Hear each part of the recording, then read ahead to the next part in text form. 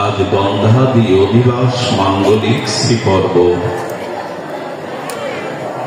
এই মঙ্গলময় মহামাঙ্গলিক শ্রীপর্বে ভেরসি নিমতলা মহাশ্রী মন্দির শ্মশান শ্রী অঙ্গনে ভাগবতীয় ভক্তিযজ্ঞের অমৃত যজ্ঞের শুভারম্ভে প্রারম্ভে জীবন ধন জীবন সর্বস্ব প্রাতঃস্মরণীয় পরম বন্দনীয় অস্মদীয় শ্রী গুরুপাদ পদ্মে পরার্ধ কোটি দণ্ডবত প্রণতি। এই মহান অমৃত যজ্ঞে ভাগবতীয় যজ্ঞে যিনি সেবাধ্যক্ষ পরম আচার্য শ্রীপাদ, সকলের বন্দনীয় পূজনীয় চরণ, যিনি ইতিপূর্বে আপনাদের সংকীর্তন রসে হৃদয় প্লাবিত করেছেন, সিক্ত করেছেন, আনন্দ দান করেছেন, সেই পরম শ্রীপাদের চরণে বন্দনাপূর্বক দণ্ডবত প্রণতি। মহাপ্রভুর একান্ত অনুরাগী বৈষ্ণবজন, মহন্তজন, সাধুজন, ভক্তজন, জ্ঞানীজন, মান্যজন, শ্রদ্ধাশীলা, ধর্মশীলা, কল্যাণিয়া দেবী মূর্তি মাতৃগণ, সমাগত শ্রীনাথ মন্দিরে অঙ্গনে হরিকথা মানুষে দুর্লভ সাধুর সঙ্গে যাদের শুভাগমন হয়েছে এবং আমার অত্যন্ত প্রিয় ব্যক্তিত্ব কালীসাকুলের কৃতি সন্তান শ্রী প্রণব রায়, পীযূষ রায়, এই বিদগ্ধজন, সন্তজন, মহাজন সকলের শুভাগমনে এই আনন্দময় ভাগবত নিকেতনে শ্রীমন্দির শ্রী অঙ্গনে পাঠের প্রারম্ভে আপনাদের সকল ভক্তচরণে ভো ভো বারংবার সশ্রদ্ধ দণ্ডবত প্রণতি।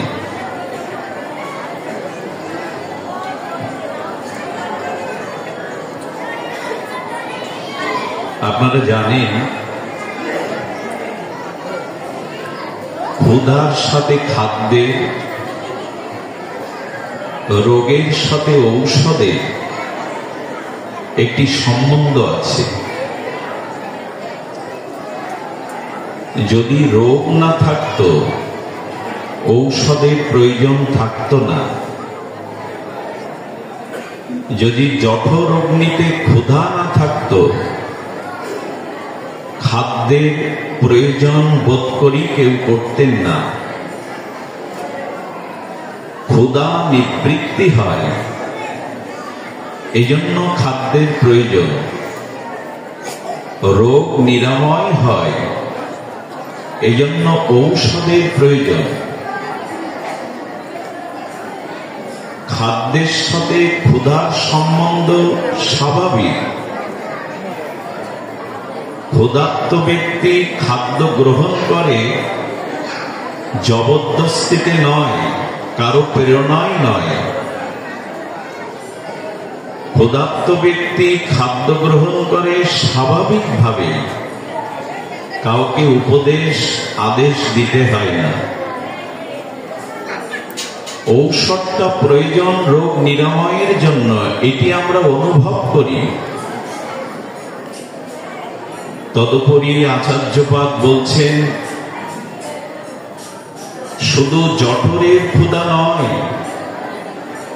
সেই সনাতন চিন্ময় চিত অংশ আত্মারও একটি ক্ষুধা আছে। সে খাদ্য তুমি দাও কি? সেই আত্মার ক্ষুধা খাদ্য, সেটি কি তুমি আত্মাকে দাও? রোগ নিরাময়ের জন্য ঔষধাদি ব্যবস্থা, তেমন তোমার এই মনুষ্য জীবনে শুধু বাহ্যিক নয়, দেহের রোগ নয়, তোমার মনেরও কিছু ব্যাধি আছে, মনেরও কিছু রোগ আছে। তার ঔষধ কি? প্রতিটি জীবের ঐকান্তিক অভিলষিত তার ইচ্ছা সে যেন সুখী হয়। দুঃখ ভোগ কেউ করতে চায় না। জীবের স্বাভাবিক অভিলাষ সে সুখী হতে চায়। আত্মার খাদ্য, পরমাত্মার খাদ্য, সচ্চিদানন্দ পূর্ণ রসব্রহ্মের খাদ্য ভাগবত কথা, ভাগবত গুণ রূপ লীলা। এখানে এই জন্য আমরা আত্মার প্রশস্তির জন্য, আত্মকল্যাণের জন্য, আত্মার প্রসন্নতার জন্য হরিকথা শ্রবণে ব্রতী হয়েছে। এটা আত্মার খাদ্য। বাইরে রোগের কারণে ঔষধের প্রয়োজন, তেমনি আমাদের একটি রোগ আছে, সেই রোগের নাম ভবরোগ। কি বলা হলো? ভবরোগ কাকে বলে? পুনঃ পুনঃ মাতৃ জঠরে জন্মগ্রহণ করা, পুনঃ পুনঃ জন্ম মৃত্যু জরা ব্যাধি আবর্তনশীল সংসারে পরিভ্রমণ করা, এটাই ভবরোগ। পুনর্জন্ম দুঃখাত। ভাগবত বলেন পুনর্জন্মই দুঃখের কারণ। পুনর্জন্ম না হলে কর্মফল, মৃত্যু, জরা ব্যাধি আমাকে গ্রহণ করতে হতো না।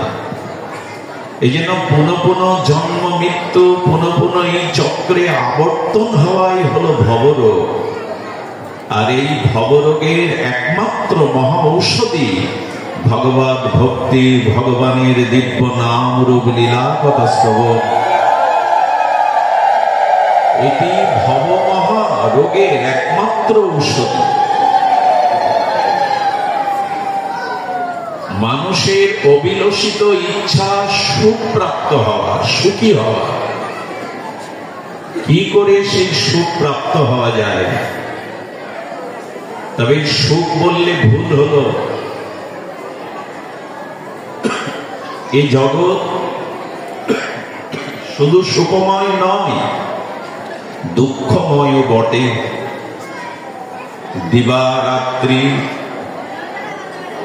সুখ ও দুঃখ, শীত ও বসন্ত, এই জগতের দ্বৈত নিয়ম। এই জন্য এখানে সুখ থাকলে দুঃখটাকেও নিতে হবে, সম্মান থাকলে অসম্মানও নিতে হবে। এখানে শীত শুধু নিলে হবে না, বসন্তও নিতে হবে। এই দ্বৈত বৃত্তি দিয়েই এই প্রপঞ্চময় জগৎ। এই জন্য জীব সুখ চায়, তবে অখণ্ড সুখ। যে সুখ প্রাপ্ত হলে দুঃখ পুনরায় তার জীবনে আর আগমন করবে না। অখণ্ড আনন্দ, অখণ্ড সুখ জীবের কাঙ্ক্ষিত চাওয়া, অভিলাষ। কি করে পাবো? সেই প্রসঙ্গে আজকের আলোচনা। খণ্ডিত সুখ নয়, স্বল্প সুখ নয়, অখণ্ড সুখ আমরা কি করে পাবো? চিরন্তন সুখ কি করে পাবো? সেই প্রসঙ্গে আজকের আলোচনা। ব্রহ্মাদি, নারদাদি, সনকাদি, ভাগবত পরমহংস আচার্যগণ এ বিষয় তাদের মননে, তাদের অনুধ্যানে, তারা তাদের অপরোক্ষ অনুভূতি গ্রন্থের দ্বারা আচার্যগণ জানিয়েছেন সব করমত খলনায়ক এহা, করিও রামপদ পঙ্কজ নেহা। শ্রুতি পুরাণ সব গ্রন্থ কহাই, রঘুপতি ভগতে বিনা কবু সুখ নহি।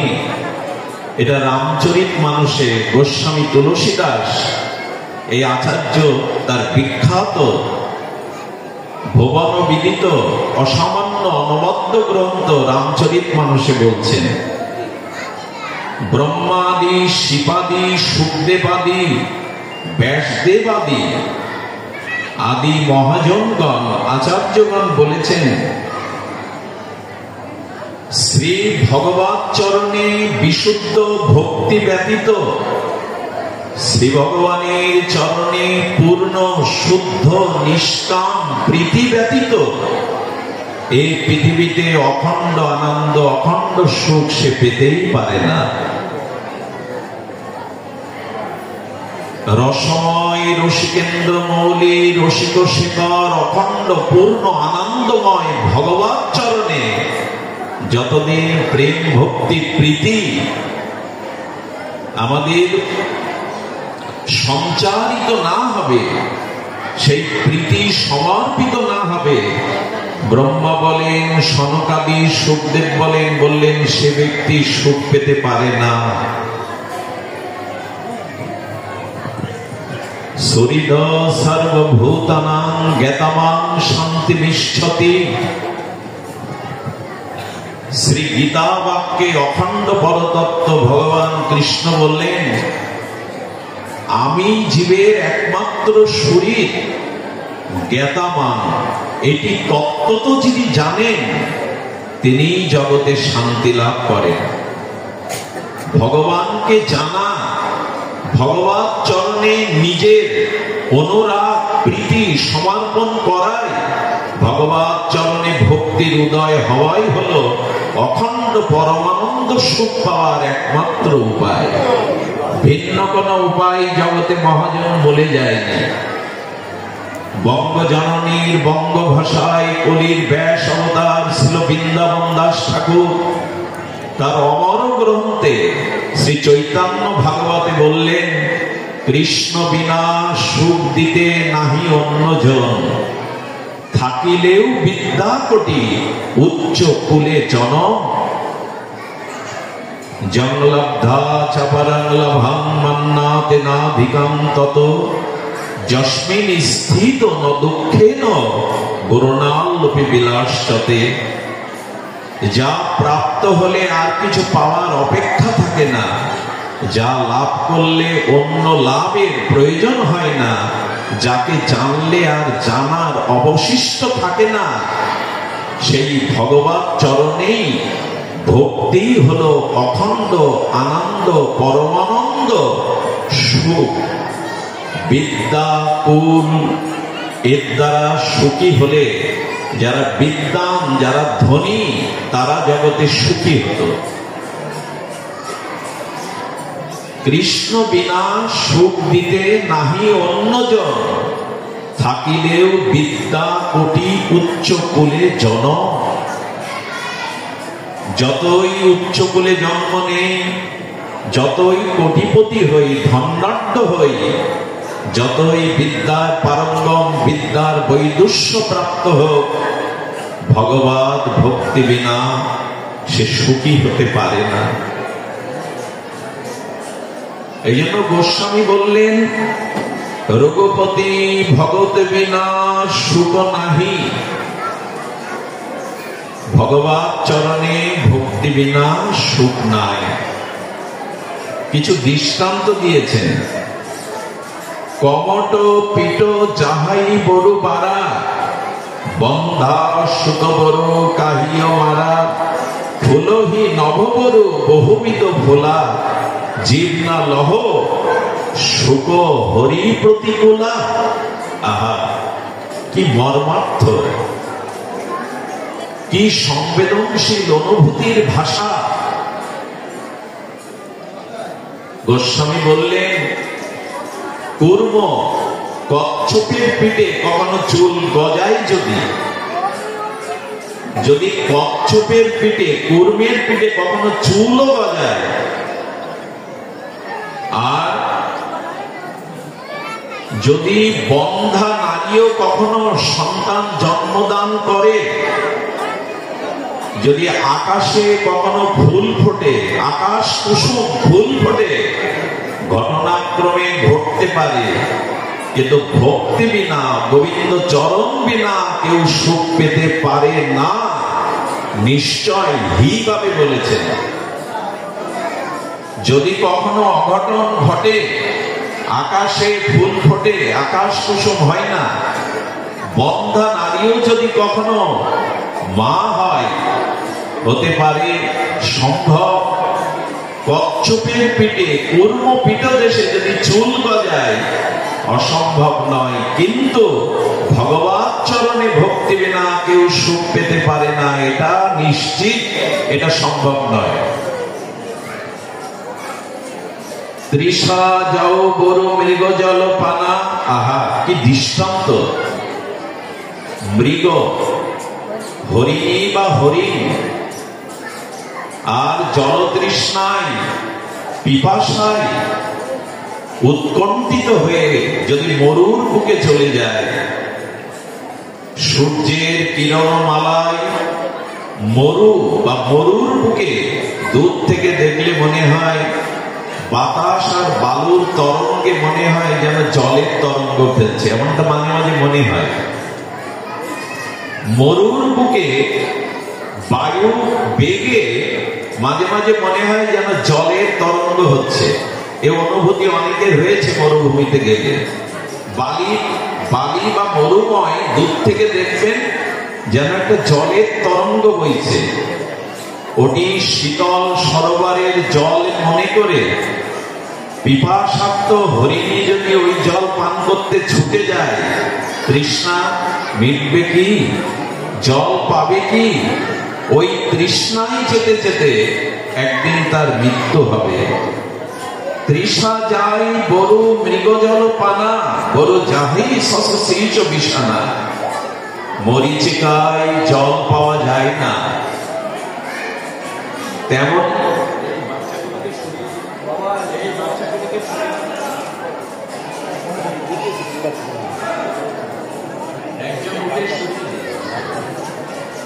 আসলে ভাগবত এটি অন্তর্মনা হয়ে অন্তর্রাজ্যের জিনিস, তো কোলাহলে এটি পাওয়া যায় না। নিবৃত অন্তর্মনা হয়ে নীরব স্থানে হরিকথা মানায়। এটি কোলাহল বা কোলাহলের জিনিস নয়। আমরা যেটুকু সময় এটি যথাযথ রূপে হরিকথায় নিবেদন করি, এটুকু প্রত্যাশা। তো মরীচিকার মরুভূমিতে যেমন জল দেখালেও তৃষ্ণান্ত ব্যক্তি বা হরিণ ছুটে ছুটে সে প্রাণ ত্যাগ করে, তেমনি কৃষ্ণ বিনা, ভক্তি বিনা, ভগবত আরাধনা বিনা এই সংসারের সমস্ত পদার্থ যদি কেউ পেয়ে যায়, সেই পদার্থ তাকে আত্মিক সুখ, আধ্যাত্মিক সুখ, পরমানন্দ, অখণ্ড সুখ দিতে পারে না। এই জন্য বিশ্ব সংসারে আজ ভৌতিক উন্নতি অনেক হয়েছে। আজ সারা পৃথিবীতে ভৌতিক উন্নতি অনেক হয়েছে। আপনারা সকলেই জানেন, বিজ্ঞ আপনারা, যোগাযোগ ব্যবস্থা থেকে শুরু করে প্রযুক্তি আজকে চরম শিখরে পৌঁছেছে। কিন্তু এর দ্বারা মানুষ সুখী হয়েছে, শান্তি পাচ্ছে, এটা বলা যাবে না। একটা ছোট কথা মন দিয়ে শুনুন, খুব মার্মিক কথা। লঙ্কেশ, ত্রিভুবন বিজয়ী রাবণ, তিনি সোনা দিয়ে লঙ্কাকে বিকাশ ঘটিয়েছিলেন। সোনা লঙ্কা, এখানে দেবতারাও পর্যন্ত আদেশ পালন করত। তো স্বর্ণ লঙ্কার বিকাশ ঘটিয়েছিলেন পরাক্রমশালী বিশ্ববিদিত রাবণ। কিন্তু রামচন্দ্র ছিলেন বনবাসে, স্বর্ণ লঙ্কা ছিল না রামের কাছে। কিন্তু তপবনে বনবাসে রঘুপতি রামচন্দ্র যে সুখে ছিল, স্বর্ণ লঙ্কায় রাবণ সে সুখ পায়নি। আমরা লঙ্কার বিকাশ চাই না অযোধ্যার বিকাশ চাই? আজ আজকে সোনা দিয়ে মুড়িয়ে দিতে পারলেই সুখী হব, রাবণ হতে পারিনি, এটাই দৃষ্টান্ত। কিন্তু অযোধ্যা নিরীপতি রামচন্দ্র, তিনি সোনা দিয়ে অযোধ্যা বাঁধাননি, কিন্তু তিনি ছিলেন পরমানন্দে, সুখে।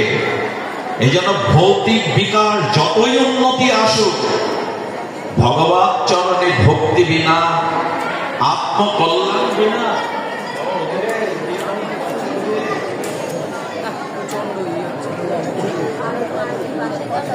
ভৌতিক উন্নতিতে শান্তি রাবণের হয়নি, আমাদেরও হবে না। ভৌতিক উন্নতিতে আমার অন্তরায় নয়, কিন্তু ভৌতিক উন্নতির সাথে সাথে আত্মিক কল্যাণ চাই, আত্মার প্রসন্নতা চাই, নালে রাবণের মতো আমাদের ধ্বংস আমরাই ডেকে আনব। আমার বলবার অভিপ্রায় হলো এই, যে ভগতি বিনা, ভগবত চরণে সমর্পণ বিনা সুখ আমরা পেতে পারি না। কারণ ভগবত ভক্তি যার মধ্যে আছে, তার মধ্যে বিশেষ কিছু গুণ প্রকাশ হবেই। সূর্য উদয় হলে অন্ধকার যাবে, ভগবত চরণে ভক্তি হলে আপনার মধ্যে বিশেষ কিছু অপ্রাকৃত গুণ আসবে। সেই গুণের কারণেই আপনি পরম শান্তি, পরা শান্তি পাবেন। কি সেই গুণ? ধ্যান দিয়ে শুনুন। পঞ্চ পাণ্ডব তাদের ছায়া সঙ্গী হয়ে স্বয়ং ভগবান অবস্থান করতেন। ভাবা যায় অর্জুনের সারথীর দায়িত্ব কৃষ্ণ নিয়ে নিলেন। আচ্ছা, সারথীর দায়িত্ব যদি কেউ নেয়, তো রথটা মার্জন করা, পরিষ্কার করার দায়িত্ব কার? সারথীরও। সারথীর যে অশ্ব, ঘোড়া, তাকে জল খাওয়াবে কে? অর্জুন না কৃষ্ণ? দায়িত্ব নিয়েছেন কে? অর্জুন যে জায়গাটায় বসতেন ওইখানটা পরিষ্কার করে দিতেন কৃষ্ণ। ভোজন, শয়ন, জলকে নিয়ে একসাথেও করেছেন। ভাবা যায় জগৎ বিধাতা পুরুষোত্তম ভগবান পীড়নের কাজ করেছেন, একরকম দাসের কাজ। পাণ্ডবদের পক্ষ সন্ধির প্রস্তাব নিয়ে গোবিন্দ নিজে হস্তিনাপুরে দুর্যোধনের কাছে গেছেন, পত্র বাহকের কাজ করেছেন ভগবান। প্রশ্ন হলো, কি সৌভাগ্য ছিল পাণ্ডবদের যে স্বয়ং ভগবান ছায়ার মতো তাদের জীবনে ছিল। এর কারণ ব্যাসদেব উল্লেখ করেছেন। খুব ধ্যান দিয়ে শুনুন, আমাদের জীবনে একটা সিদ্ধান্ত পেয়ে যাব। দেখুন, যুধিষ্ঠির হলো ধর্মরাজ, ধর্মের মূর্ত প্রতীক। ভীম হলো বলের প্রতীক। শুনছেন নিশ্চয় মন দিয়ে। যুধিষ্ঠির ধর্মের প্রতীক, ধর্মরাজ। ভীম হলো শক্তি বা বলের প্রতীক। অর্জুন হলো ভগবানের আত্মার প্রতীক, অন্তরাত্মার প্রতীক। সখা তো প্রাণপ্রিয় সখা, প্রাণ, আত্মা। নকুল হলো বুদ্ধি স্বরূপ, আর সহদেব হলো স্বরূপত স্বরূপ, তিনি ভগবানেরই আত্মস্বরূপ। এখানে ধর্ম আছে, বল আছে, আত্মা আছে, বুদ্ধি আছে, আর স্বরূপ আছে। তো এগুলি তো কৌরবদের মধ্যেও ছিল। বল ছিল, বুদ্ধি ছিল, মেধা ছিল। কৌরবদের পক্ষে ভীষ্মের মতো তপস্বী ধার্মিকও ছিল। কৃষ্ণ কেন কৌরবদের পক্ষ না নিয়ে পাণ্ডবদের ছায়া সঙ্গী হয়ে তাদের গৃহে ভোজন, আহার, শয়ন করতেন? এর কারণ কি? ভগবান কি পক্ষপাতিত্ব করে? এটা কথার উত্তর দিন। ভগবান পক্ষপাতিত্ব করেন না। সমদর্শী ভগবান, সকলের প্রতি তার সমদৃষ্টি। যেমন সূর্যের কিরণ সকলের প্রতি সমভাবে প্রতিভাত হয়। ভগবান নিরপেক্ষ তত্ত্ব। তবে কেন ভগবান এই পক্ষ নিলেন? একজন এখানে বলেছেন, হ্যাঁ ভগবান নিরপেক্ষতা মাঝে মাঝে হারায়। তার কারণ শুনুন, ভগবান নিরপেক্ষ তত্ত্ব যথার্থ সত্য, কিন্তু ভগবানের দয়া, ভগবানের করুণা, ভগবানের জীবের প্রতি তার কারুণ্য সমান হলেও কিছু কিছু ঘটনা জীবনে ঘটে যায়। আচ্ছা, আমার হাতে গ্যাংগ্রিন হয়ে যদি বা ক্যান্সারে রূপান্তরিত হয়, তো আপনি ডাক্তারের কাছে গিয়ে টাকা দিয়ে অনুরোধ করে হাতটা কেটে কেন বাদ দেন? হাতের সাথে কি আপনার শত্রুতা আছে? হাতটা কি আপনি অনিরপেক্ষ ভাবে বিবেচনা করেন যে হাত আমার না, এর প্রতি দরদ নেই? হাত কিন্তু আপনার নিরপেক্ষ, হাতকে আপনি ভালোবাসেন, কিন্তু হাতটা ডাক্তারের কাছে টাকা দিয়ে অনুরোধ করে অপারেশন করে কেটে বাদ দেন কেন? বলে এইটুকু যদি আমি নিরপেক্ষতা রাখতে গিয়ে, ভালোবাসতে গিয়ে ক্ষত ওই ক্যান্সারটাকে বহন করে আমার পুরো শরীরটাই ধ্বংস হয়ে যাবে। ডাক্তারও বুকে ছুরি চালায়, তাতে অপারেশন করে আমাদের হার্ট অপারেশন করে নিরাময় করে, আর সন্ত্রাসীরাও বুকে ছুরি চালায়। দুটোই ছুরি, পার্থক্য আছে কিনা? ভগবান জগৎ কল্যাণের জন্য, আর যাকে তিনি হত্যাও করেন ধর্ম সংস্থাপনের জন্য, তারও কল্যাণ চিন্তা করেই করেন। ভগবানের হাতে যারা বধ হয়েছে, নিধন হয়েছে, সবাই সাধুর্য মুক্তি পেয়ে গেছে। এই জন্য জীব গোস্বামী ভগবানের একটা অপরূপ নাম দিয়েছেন, হতার গতি দায়ক। গোবিন্দের হাতে, ভগবানের হাতে যারা বধ হন, তারাও সাধুর্য মুক্তি পেয়ে যান ভগবান চরণে। হতার গতি দায়ক। ভগবান নিরপেক্ষ, কিন্তু আমাদের কল্যাণের জন্য, আমাদের হিতের জন্য মাঝে মাঝে তিনি যে ভূমিকা রাখেন। এখন প্রশ্ন হলো, পাণ্ডবদের পক্ষে ভগবান এভাবে ওতপ্রোত ভাবে সর্বস্ব দিয়ে কৃপা, করুণা, ভালোবাসা, প্রীতি কেন ছিলেন? এর কারণ পাণ্ডবরা না। খুব মার্মিক কথা, এর কারণ দ্রৌপদী। পাণ্ডবদের পক্ষে ভগবানের এত প্রীতি, এত করুণা শুধুমাত্র দ্রৌপদীর জন্য। কেন জানেন? দ্রৌপদী হলো দয়া। দ্রৌপদী কিসের প্রতি? দয়ার প্রতি। কেন বলছি জানেন? অশ্বত্থামা দ্রৌপদীর 5 পুত্রকে মস্তক ছেদন করে পাণ্ডবদের বধ করার ছলে ঘুমিয়ে থাকা দ্রৌপদীর 5 পুত্রকে মস্তক কেটে দুর্যোধনকে উপহার দিয়েছিলেন। আপনারা জানেন, অর্জুন অশ্বত্থামাকে প্রতিজ্ঞা করে ধরে এনেছিলেন চুলির মুঠি ধরে, তোমার সামনে তার মস্তক ছেদন না করা পর্যন্ত আমি জল স্পর্শ করব না। কৃষ্ণ বলছেন, ওর মাথা কেটে দাও, আততায়ী। আমরা বলছিলাম, দ্রৌপদী পঞ্চপুত্র অশ্বত্থামা তাদের মস্তক ছেদন করেছেন।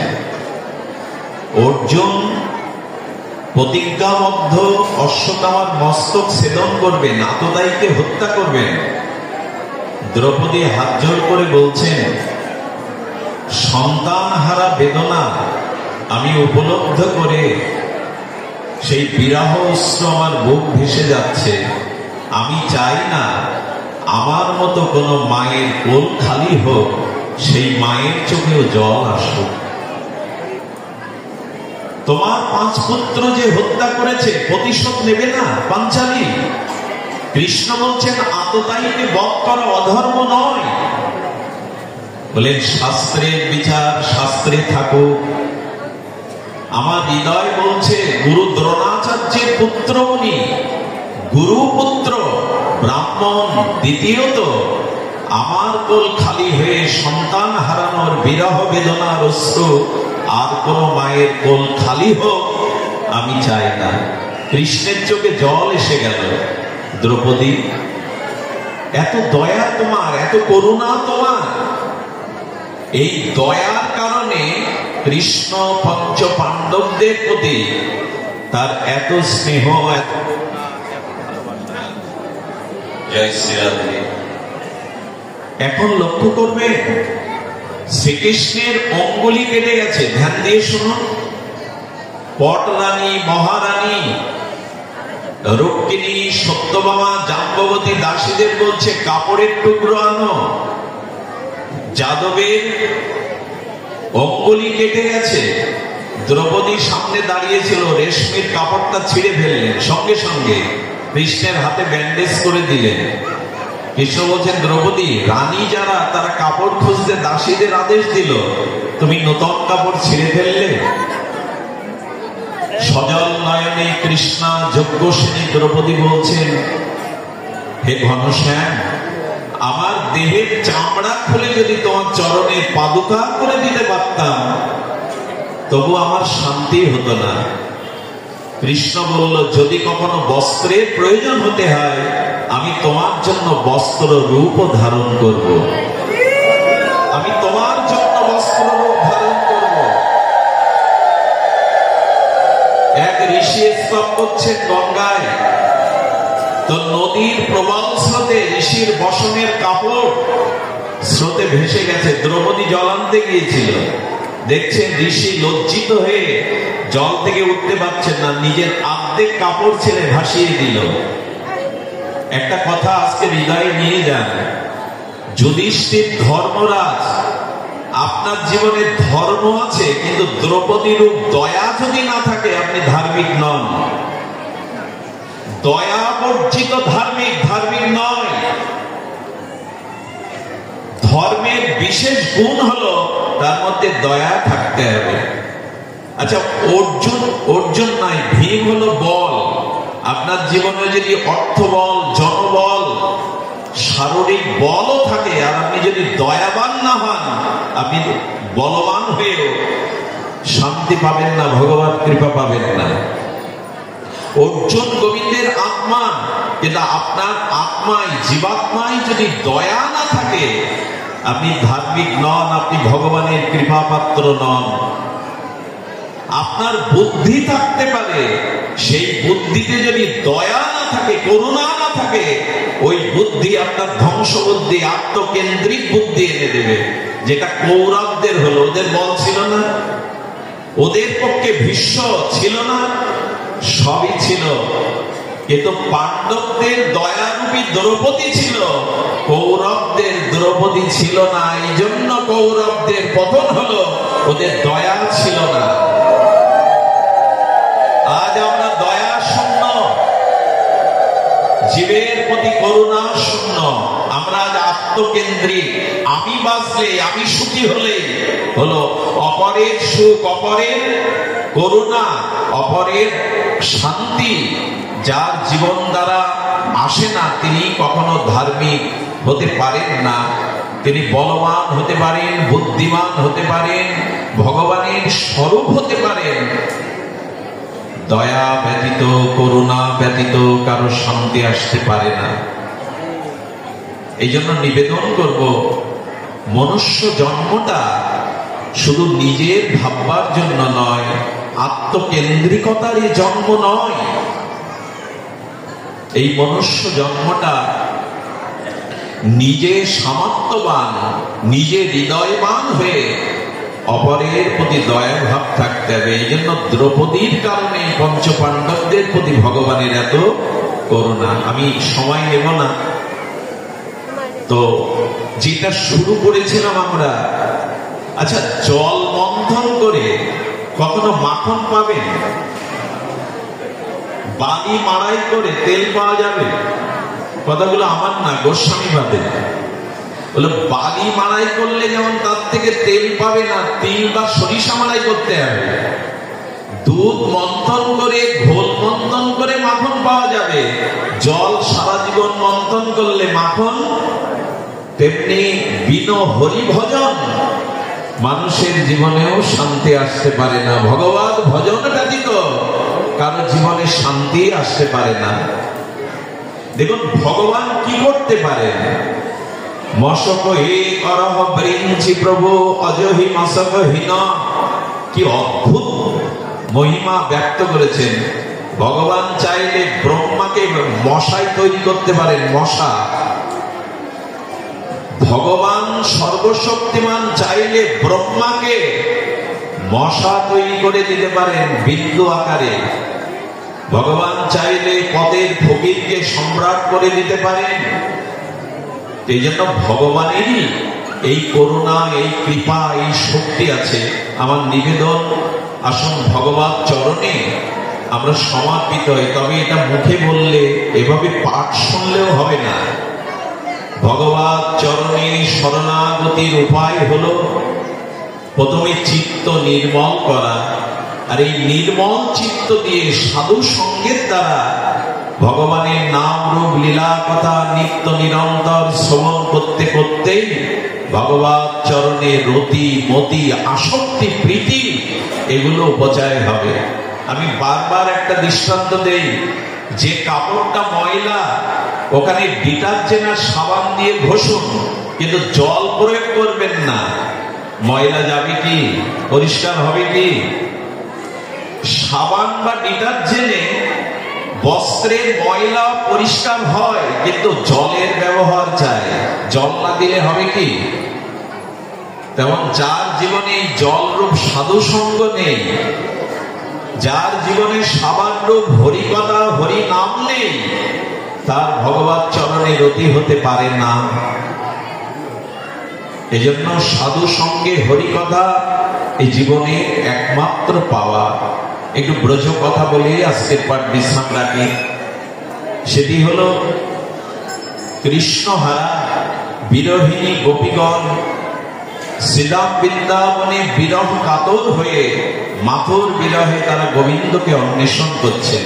একটু ধ্যান দিয়ে সামান্য সময় এই কথায় মনোনিবেশ করুন। রাধারানী স্থূল কমল পদ্ম দেখে গোবিন্দের বদন মনে করে মাঝে মাঝে জড়িয়ে ধরে। বৃন্দাবন বনময় আনন্দময় বৃন্দাবনে তমালো কালো বৃক্ষেতে সোনালী লতা জড়িয়ে আছে। ওই কালো বৃক্ষের সোনালী লতাকে গোবিন্দ মনে করে রাধারানী মাঝে মাঝে জড়িয়ে ধরে। নীল যমুনার জলে কতবার রাধারানী ঝাঁপ দিয়ে নিজের আত্মকে হনন করতে গেছেন, কিন্তু যমুনার স্বচ্ছ নীল জলে রাধারানী নিজের মুখ না দেখে গোবিন্দের মুখ দেখে তার আর মরা হলো না। মরিব মরিব সখী নিশ্চয় মরিব, কানো হেতা গুণ নিধি কারে দিয়ে যাব। আমি মরবো, কিন্তু আমার কানাইকে, আমার প্রীতমকে আমি কার কাছে দিয়ে মরবো? তাই মরাও হলো না। রাধারানী মাঝে মাঝে ধোলায় ধূসরিত অঙ্গে দশম দশায় মূর্ছিত হয়ে পড়ে যান। রাধারানীর বিরহ থেকে সূর্য কিরণে পদ্ম আর প্রকাশ হয় না। ভ্রমর ফুলে বসতে ভুলে গেছে, মধু আস্বাদন করতে ভুলে গেছে। গোপী রাধারানীর বিরহ থেকে ভ্রমর আর গুঞ্জন করে না। সুখ এবং সারি এরা গীত সঙ্গীত রস আলাপ করে না, গান গাইতেই ভুলে গেছে। নিখিল বৃন্দাবনের রাধারানীর বিরহে যখন সকলেই কাতর, রাধারানী মাঝে মাঝে দশম দশায় বিরহ কাতরা হয়ে আর কোন গাছের সাথে বায়স বা কাককে ডাক দেখলে হাত জোর করে মাঝে মাঝে বলতেন, হে বায়স, হে ভ্রাত, তুমি যাও মথুরায় গিয়ে প্রাণনাথকে বলো কৃষ্ণ বিরহে রাধারানীর শুষ্ক অঙ্গে আগুন ধরে গেছে। আর ঘরে যদি আগুন লাগে, বাইরের শিকলটা কেউ খুলে দিয়ে এসে বাঁধবার উপায় পায়। গোবিন্দ বিরহে আমার চিত্তে যে বিরহের অনল জ্বলছে, আমার প্রাণ পশুটা পড়ে মরছে। কৃষ্ণকে বলো কাল আসবো বলে যে আশার শিকল টেনে দিয়েছিল ওটা যেন খুলে দিয়ে যায়। ভ্রমর মথুরাতে পূর্ণিমা হয় না, না ভ্রমরকে ডেকে ডেকে রাধারানী বলছেন, ভ্রমরে মথুরায় কি পূর্ণিমা হয় না? পূর্ণ চন্দ্র উদয় হয় না? ভ্রমর রূপী রাধারানীর বিবেক জানা বলছেন, সূর্য উদয় পৃথিবীতে সবখানেই হয়, তেমনি করে পূর্ণিমাও পক্ষকাল পরে উদয় হয়। রাধারানী বললেন, যদি পূর্ণিমার চাঁদ মথুরায় উদয় হতো, মথুরা নাথের আমাদের কথা মনে পড়ত। কারণ রাশে আমরা গৃহ সুখ, দেহ সুখ সব জলাঞ্জলি দিয়ে কৃষ্ণের চরণে রাস মঞ্চে এসেছিলাম। অন্তত এই কথাটি তার চাঁদ দেখলে, পূর্ণিমা দেখলে মনে পড়ার কথা। মনে হয় মথুরাতে চন্দ্রের উদয় হয় না। আচ্ছা, মানুষ যদি লোহার আংটি ব্যবহার করতে করতে তামার আংটি পায়, লোহার থেকে তামা কিছুটা উন্নত হওয়ায় লোহার অঙ্গরিটি বাদ দিয়ে তামার অঙ্গরি ব্যবহার করে, তামা থেকে কেউ যদি রূপার আংটি পায়, তামার মূল্যটা কিছুটা হ্রাস হয়, এজন্য রূপার আংটি ব্যবহার করে। রূপার আংটি থেকে কেউ যদি স্বর্ণ সুবর্ণ অঙ্গরি পায়, রূপার আংটি ম্লান হয়ে যায় সুবর্ণের স্বর্ণের অঙ্গরির কাছে। আর কেউ যদি হীরার আংটি পায়, তবে স্বর্ণ অঙ্গরুটি সে ত্যাগ করে। আমার মনে হয় আমি সেবা জানি না, আমার ভেতরে রুচি নেই, সেবা নেই, আমি গোয়ালা, আমি শিক্ষিত নই, আমি সঙ্গীতজ্ঞ নই। মথুরায় যারা রানী হয়েছেন, নিশ্চয়ই সেই রুক্মিণী সত্যমা আমাদের থেকে গুণবতী, আমাদের থেকে সুশিক্ষিতা। এই জন্য সোনার আংটি পেলে যেমন আর লোহার আংটির দরদ থাকে না, কৃষ্ণ মনে হয় তাদের পেয়ে আমাদের কথা ভুলে গেছে, মনে হয় আমাদের কথাই ভুলে গেছে। রাধারানী বিরহ কাতরা হয়ে এমনি করে করে আর কৃষ্ণ বিরহে দহন জলে জ্বলছে। আমি এটা বলছি এই কারণে, রামকৃষ্ণ পরমহংসদেব বলেছিলেন, ওগো সংসারের জন্য, স্ত্রী পুত্রের জন্য ব্যথায় ঘটি ঘটি কাঁদো, ওই ভগবানকে না পাওয়ার বিরহে তো এক ফোঁটা চোখের জল ফেলে না। চোখের অশ্রু দুই প্রকারের, এক সাংসারিক বিরহের অশ্রু, আর ভগবানকে না পাওয়া, ভগবানকে সেবা না করা, এই বিরহ অশ্রু। অশ্রু দুই প্রকার। আমাদের চিত্তে যতদিন ভগবানকে না পাওয়ার বিরহ, ভগবানকে কি করে অন্বেষণ করতে হয়, কি করে ভজন করতে হয়, মহাপুরুষগণ সেটা জানিয়েছে। পরমহংস রামকৃষ্ণদেব, উনি দক্ষিণেশ্বরে, যে এলাকায় দক্ষিণেশ্বরে রানী রাসমণির মন্দির, ওর আশেপাশে সাঁওতালদের বসবাস ছিল। কলকাতা মহানগরীর বুক চিরে ভাগীরথী গঙ্গার তীরে গোধূলি বেলায় অস্তগামী সূর্যের দিকে তাকিয়ে রামকৃষ্ণ মেঝেতে মুখ ঘষতেন, ছটপট করে বলতেন, মা দিন তো চলে গেল, দেখা তো দিলি না, দিবা অবসান হলো, আমি তো তোমাকে পেলাম না মা। এই বৃদ্ধ তীরবৃদ্ধ পাখির মতো ছটপট করতেন। সাধারণ মানুষ না বুঝে বলতো, তোমাদের ঠাকুরের কি মির্গির রোগ, সন্ধ্যা হলেই গোধূলি বেলায় ছটপট করে? এটা সবার হয় না গো। ভগবানকে পাওয়ার জন্য হৃদয়ের ব্যাকুলতা সকলের হয় না। এই জন্য যদি ভগবানকে না পাই, এই জীবন পরিপূর্ণ নয়, সমর্থ নয়, এই জীবন অপূর্ণই থেকে যাবে। ভগবানকে পাওয়ার জন্যই চাই ব্যাকুলতা, এটি কম সৌভাগ্যে হয় না। এটি হয়েছিল ব্রজবাসীদের, গোপীদের।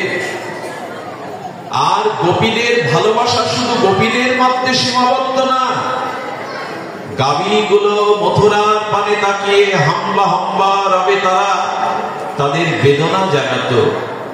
বাছুরগুলো, বৎসগুলো মায়ের পাতের দুগ্ধ পান করতে করতে গাল শিলিয়ে ঝরে যেত, দুগ্ধটা গলৎকরণ করতে পারত না, এমনি তাদের বিরহ।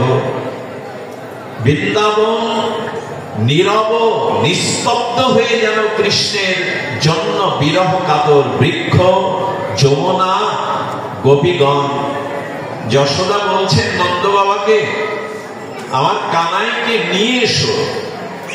রথ যখন ফিরল নন্দ বাবা একা, যশোদা বড় আশা নিয়ে ননি মাখন থালা নিয়ে কৃষ্ণ এসেছে এই ভেবে রথের কাছে গিয়ে দেখলো এক মহারাজ নামছেন, আমার গোপাল আসেনি। যশোমতী মা বলেছিল, কানাইকে নিয়ে আসতে পারলে না তো তুমি কেন ফিরেছ? আচ্ছা, তুমি কি পিতা?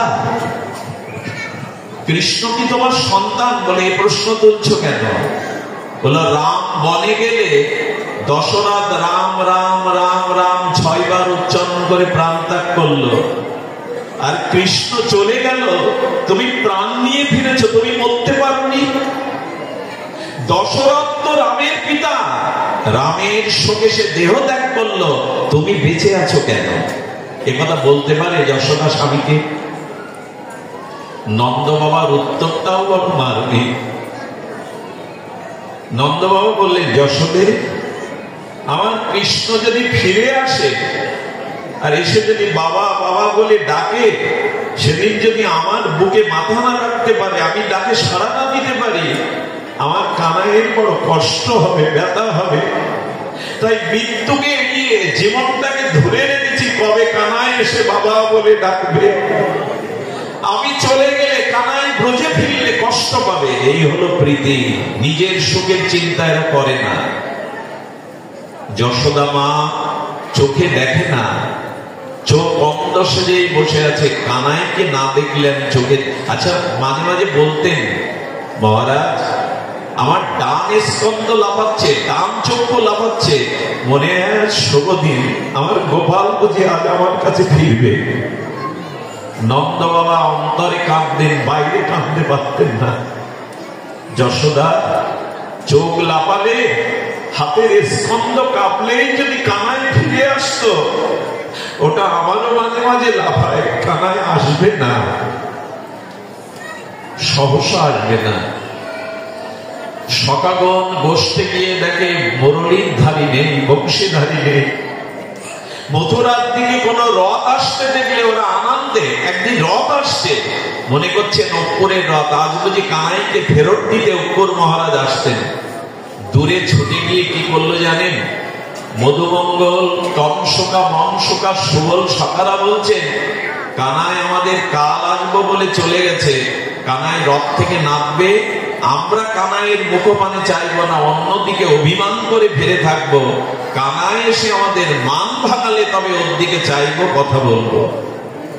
রথের পাশে গিয়ে অন্যদিকে অভিমানে তাকিয়ে আছে। আসলে সে রথে কানাই আসেনি। একজন বলল, রথের সামনে রথটাকে রুদ্ধ করে তোমরা অন্যদিকে তাকিয়ে আছো কেন? কণ্ঠস্বর শুনেই দেখছে তাদের কানাই নাই। সখারা মূর্ছিত হয়ে পড়ে গিয়ে পাথরে মাথা কোটে বললেন, কানাইকে তুই ছাড়া যে ব্রজে বাঁশি বাজে না, তুই ছাড়া যে আনন্দ নেই। আমাদের বিশ্বকবি রবীন্দ্রনাথ, উনি ব্রজলীলা, সখার সাথে গোষ্ঠলীলা নিশ্চয়ই অধ্যয়ন করেছেন। উনি ওনার এক চরণে লিখেছেন, আগামী কোন জন্মে যদি গোষ্ঠের রাখাল হতে পারতাম, বিশ্বকবি অনুভূতি জানিয়েছে, যদি কোন জন্মে ব্রজের রাখাল হতে পারতাম, তো রাখালরাও বিরহে পাথরে মাথা খুঁটে বলে, আজ আর আসবে না, আবার আগামী দিনে প্রতীক্ষা। রাধারানী মাঝে মাঝে বলতেন, ললিতা কৃষ্ণ পেয়েছি, আমার প্রাণনাথকে পেয়েছি। জড়িয়ে ধরে বললেন, কোথায়? বলেন, এই দেখ, আমার নখের জ্যোতির মধ্যে শ্যামসুন্দর দেখা দিয়েছে, বলেই বুকে জড়িয়ে ধরত। এসবের ভাষা দিয়ে ব্যাখ্যা করার কথা। এই জন্য ভগবানকে ভালোবাসার একটা বিরহ জাগিয়ে রাখুন। আমি স্ত্রী পেয়েছি, সন্তান পেয়েছি, বাড়ি গাড়ি পদ প্রতিষ্ঠা পেয়েছি, কিন্তু তোমায় পাওয়া হয়নি, এই বিরহটা জাগিয়ে রাখুন। শয়নে স্বপনে বিরহ জাগিয়ে রাখুন। সম্মান পেয়েছি, অর্থ পেয়েছি, সুন্দরী স্ত্রী পেয়েছি, পুত্র কন্যা পেয়েছি, জীবনে শুধু তোমায় পাওয়া হলো না, এই বিরহটা যেন জেগে থাকে আমাদের হৃদয়ে। তোমায় ঘরে হয়নি আনা, যেন এই কথাটি রয় মনে, যেন ভুলে না যাই, বেদনা পাই শয়নে স্বপনে। আছে আমাদের সে বেদনা? বেদনা নাই। এই জন্য ওই ভগবানের প্রতি প্রীতিটা হলো তাকে পাওয়ার জন্য এই ব্যাকুলতা। সবরই কত বছর কত যুগ রঘুপতি রামচন্দ্রের জন্য ফুল সাজিয়ে রাখতো পথে, আমার রাম আসবে, আমার রাজীব লোচন আসবে, তার পায়ে যেন কাটা বিদীর্ণ না হয়, কাকর না ফোটে। বৃদ্ধা জরাতুর সবরই ফুল দিয়ে বিছানা করে রাখতো, গাছের পাতা পড়লে নড়ে উঠতো, ওই বুঝি আমার রাম এলো। এই প্রতীক্ষা আছে আমাদের জীবনে। প্রতিদিন মালা গেঁথে রাখতো, হাতে ঘা হয়ে গেছে সুছিদ্র হতে হতে, তবু মালা গাঁথা চায়। রাম যদি আসে, ভিখারিনী কাঙালিনী, আমি কি দেব রামকে? তাই বনফুলে মালাটা প্রতিদিন গেঁথে গেঁথে শুকিয়ে রাখতো। প্রতীক্ষা আছে আমাদের। ব্রজবাসী মায়েরা ঘরে মাখন সাজিয়ে দরজা উন্মুক্ত করে দরজার পাশে বসে অপেক্ষা করতো, কানাই কখন আসবে, গোপাল কখন আসবে। যে ঘরে গোবিন্দের আসবার প্রতীক্ষা নেই, গোবিন্দকে সেবা আনন্দ দেওয়ার কোনো উপচার নেই, সে ঘর যতই সাজানো থাক সেখানে শান্তি থাকতে পারে না। ঘরটাকে গোবিন্দের অপেক্ষার জন্য অপেক্ষা করতে হবে, তার সুখের জন্য কিছু ব্যবস্থা ঘরে রাখতে হবে। গোবিন্দ এক গোপীর ঘরে গিয়ে দেখে ননি নাই, মাখন নাই। গোবিন্দকে বোকা বানাবার জন্য মাখন ননি সরিয়ে রেখেছে ঘর থেকে। কানাই যেতে যেতে অঙ্গুলি তর্জনী উঠিয়ে বলছেন, যে ঘরে আমার জন্য কিছু থাকে না, যে ঘরে আমার উপচার নেই, সে ঘরে আমি আগুন জ্বালিয়ে দেবো, দাও দাও করে ওই ঘরের মানুষদেরও পোড়াবো। ব্রজবাসী মা বললেন, বা কানাই বা, ঘর পোড়াবি? মাখন না পেলে ঘর পোড়াবি? ভাগবত বলেন, কৃষ্ণ ভুল বলেনি। যে ঘরে আমার ভগবানকে আনন্দ দেওয়ার কোনো উপচার নেই, গোবিন্দকে সুখ দেওয়ার কোনো বস্তু নাই, গোবিন্দ বললেন অশান্তির অনলে আমি সেই ঘর পোড়াবো, বাইরের আগুনে নয়। এই জন্য আসুন, জীবনে আমরা অখণ্ড শান্তি চাই। আচ্ছা, এখানে বলুন তো, আমি আগেই বলেছি কত বিজ্ঞজন, কত মহাজন এখানে বসে হরিকথা শুনছেন। এইখানে আমার মতো নগ্নামার নরকের কীট ভোর মূর্খ এই ব্যাসপীঠের নিতান্তই অযোগ্য, ভজন নেই, সাধন নেই, বিষয়শক্ত জীব আমি। যদি কৃপা করে ভগবান দুটি ভাগবত কথা প্রবচনের দ্বারা আপনাদের কর্ণে গিয়ে এখন যে মানসিক শান্তিতে আপনারা আছেন, এটা বোধ করি অন্য সময় পাওয়া যায় না। আমাদের মস্তিষ্কে, আমাদের হৃদয়ে যে একটা অনাবিল সুখানুভূতি জেগেছে, এটা বিষয় সংসারে থেকে পাওয়া যায় না।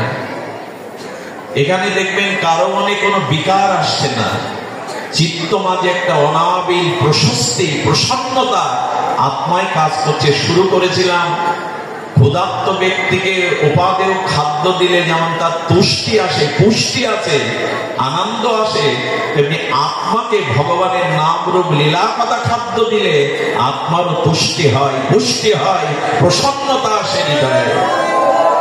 এই জন্য হরি কথা, এই জন্য ভাগবত কথা। সবশেষে অনুরোধ করি, বাইরের যত আলো দেখছেন, এই আলো বাইরের আধার দূর করবার জন্য আমাদের অন্তরের আধার দূর হতে পারে একমাত্র ভাগবত আলোকে। বাইরের এই যত আলোর রোশনায়, আলোর ঝর্ণায় দেখতে ভালো লাগে, কিন্তু হৃদয়ের অন্ধকার ওরা দূর করতে পারবে না। এই জন্য সাধুর সঙ্গে ভাগবত জ্ঞানময় ভক্তিময় প্রদীপ আমাদের হৃদয়ের আধার দূর করতে পারে, অজ্ঞানতা দূর করতে পারে। এই জন্যই ভাগবত। এখানে জরা ভয়, মৃত্যু ভয় থাকে না। পরীক্ষিত মহারাজ সপ্ত দিবস ভাগবত শ্রবণ করে বলেছিলেন, আমি মৃত্যুকে আহ্বান করছি, এসো মৃত্যু, তুমি অতিথি হয়ে আমার কাছে এসো, আমি মৃত্যুকে ভয় পাই না। এ কথা কখন বলতে পারে মানুষ? যখন ভাগবত দিব্য আলোকে তার হৃদয় প্রকাশিত হয়, তখন সে মনে করে মৃত্যু মৃত্যু নয়, আত্মার মৃত্যু নাই। হরিকথা শ্রবণ করে আত্মার প্রসন্নতায় মৃত্যুকেও পর্যন্ত আলিঙ্গন করতে প্রস্তুত। পরীক্ষিত একমাত্র নির্ভয়তা ভগবত চরণেই দিতে পারে, অন্যখানে দিতে পারে না। ভজ হরে মন শ্রীনন্দ